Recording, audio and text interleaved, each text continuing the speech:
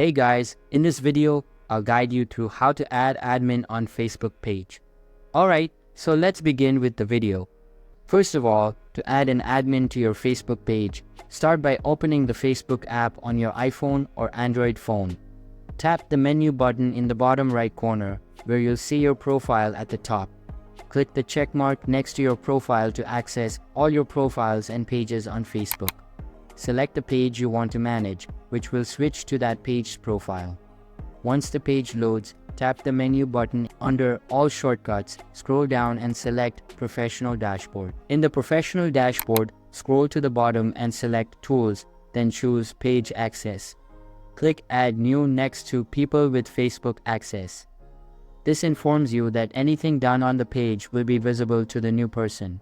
Click Next. Then search for the person you want to add as an admin by entering their name. Select the person and ensure you grant them full control by toggling the appropriate option.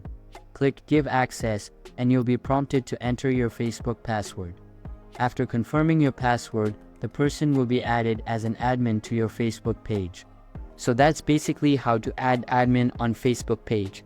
So that's all for this video. If you find it helpful, consider subscribing and giving this big thumbs up, and I'll catch you in the next one. Thanks.